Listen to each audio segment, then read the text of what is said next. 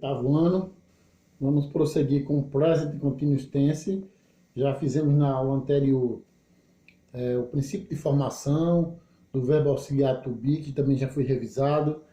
Já fizemos também as funções básicas que esse tempo verbal exerce.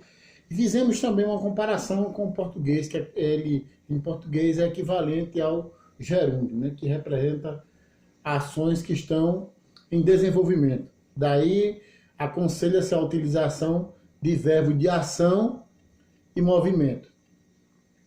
Bem, a estrutura básica dele está aqui, né, que é o verbo to be, associado naturalmente com o sujeito adequado, e o verbo principal, que é aquele que você vai colocar a terminação em NG. Isso aqui são as terminações, né? São os sinais, é o que a gente chama de complemento. Então, eu estou dando uma repetida aqui, porque eu vou encaixar os exemplos para a gente observar como é que funciona a partir dos exemplos. Para que é utilizado o present continuo? É usado basicamente nas seguintes situações. A ação momentânea, que seria uma ação momentânea. A ação praticada no momento da fala. Aí eu coloquei como exemplo aí, we are studying now. Qual seria a tradução para isso aí? Nós estamos estudando agora, ou seja, é uma ação praticada no momento em que se fala. Quando eu digo assim, nós estamos estudando agora, é uma ação momentânea. A segunda função é falar de ação habitual. O que seria um hábito? Na verdade, seria um costume, entendeu? Aí eu trouxe como exemplo aí, that baby is always crying. That baby is always crying. Aquele bebê está sempre chorando. E aí uma curiosidade, por que é que eu estou utilizando aqui is? Por que é que eu estou utilizando is aqui? Porque eu vou usar o verbo to be de acordo com o sujeito. Vamos supor que esse bebê seja um menino, é igual a he. Então, he é acompanhado de is. Se não for um menino, é uma menina. É igual a she, também é acompanhado de i. Mas vamos dizer que seja um gato. O gato é igual a i, também é acompanhado de is. Então, não tem jeito aqui de você não colocar isso, porque é muito importante conhecer a pessoa gramatical que você está trabalhando, para poder você colocar o verbo to be de forma apropriada. E a última função que nós temos aqui é uma ação futura.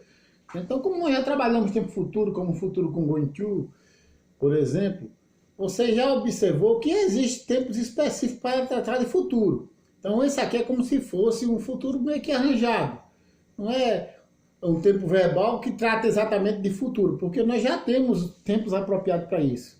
Esse tempo verbal é chamado de present continuo, ou seja, presente contínuo. Mas ele pode, em algum momento, falar de futuro, mas ele faz uma ressalva aqui. Com prazo previsto para a sua realização. Não é uma ação só solta no futuro, sem especificar a trajetória, sem especificar o tempo. Então, aí é uma ação futura, porém, com esse prazo previsto para a sua realização. Então, o que é que eu coloquei como exemplo?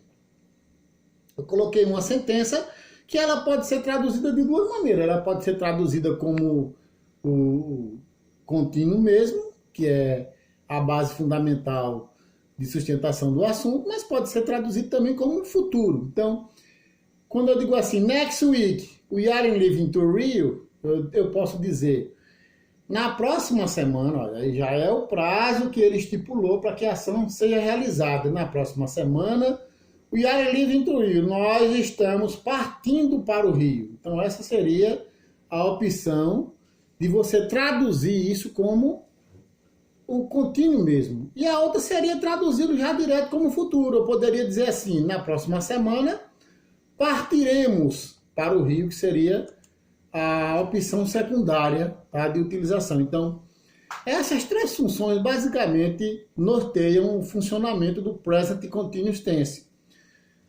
através de ação momentânea, de ação habitual e de ação futura, desde que esse futuro tenha prazo para a sua realização, ok? Bem, seria muito fácil se você simplesmente pegasse o verbo to be e encaixasse ing, como nos exemplos que nós fizemos aqui, ó. Você pegou o verbo study, colocou ing. Você pegou o verbo cry, colocou ing. Não é isso? Você colocou o verbo living aqui, já tem uma alteração ortográfica. E é exatamente por isso que nós vamos tratar dessas alterações ortográficas aqui para a colocação do ing. Então vamos rever algumas regras, nós vamos trabalhar algumas regras para que vocês entendam como é que funciona esse ing. Não é colocar ing em todo e qualquer verbo de qualquer maneira. Há princípios que regulamentam essa utilização. Então vamos ver aqui essa primeira regra.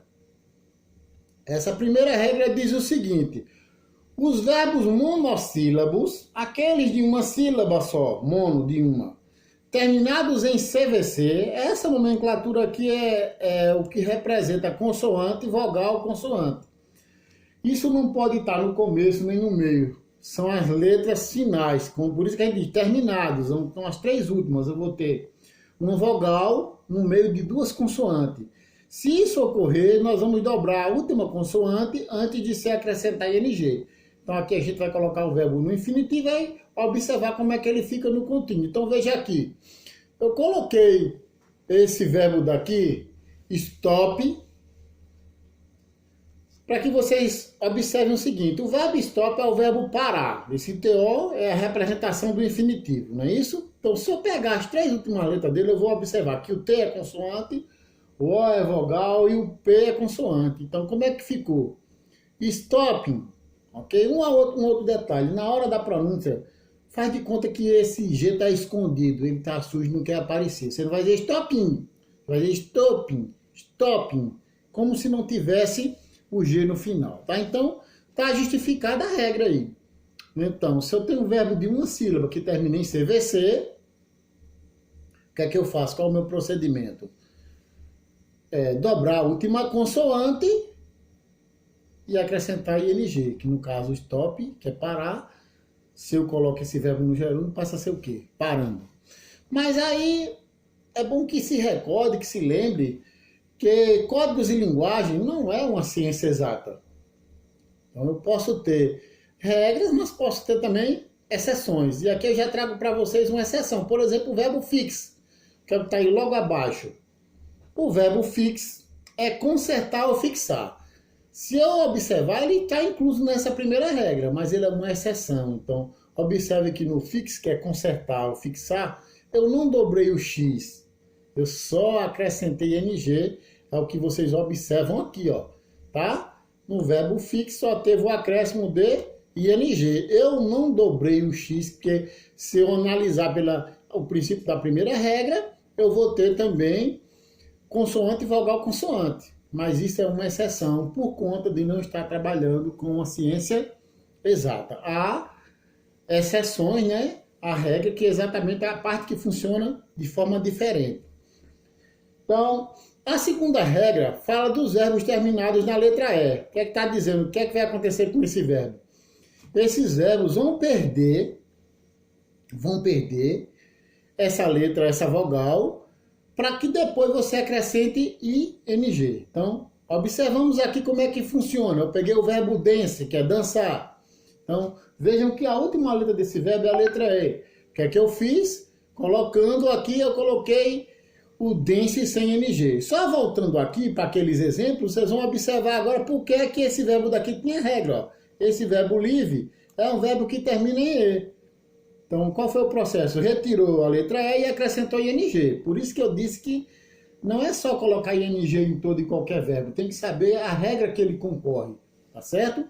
Então, no caso de dance aqui, foi a retirada da letra E e a colocação de ing. Se eu tenho dance, que é dançar, eu passo a ter agora dance, que é dançando. A terceira regra fala dos verbos terminados em E, mas é acompanhado por outro E. Então aqui, você não vai fazer retirada. Aqui está dizendo que você só vai colocar ing. Tá? Então eu tenho aqui o verbo agree, que é concordar. Vejam que ele tem como letra final a letra E acompanhado de outro E. E aí, quando foi para o contínuo, não precisou, não foi necessário fazer a eliminação ou troca de letra. Deixou o verbo normal só tirando o TO da representação do infinitivo e colocado-se ing. Então, agree, que é concordar, agora passou a ser o quê? Concordando, agreeing. Ok, minha gente? Então, é o seguinte, eu vou trabalhar as outras regras na próxima aula. Espero que vocês tenham entendido essas três primeiras regras e entendido o funcionamento do assunto, que vai do sujeito com o verbo to be e com o verbo na sequência com ing. E também o que é ação momentânea, o que é ação habitual, o que é ação futura, ok? Então, estou aguardando ainda algumas tarefas que vocês não enviaram da semana anterior, mas eu desejo a vocês uma boa semana e continuem enviando o material e até a próxima aula. Conto com a participação de vocês.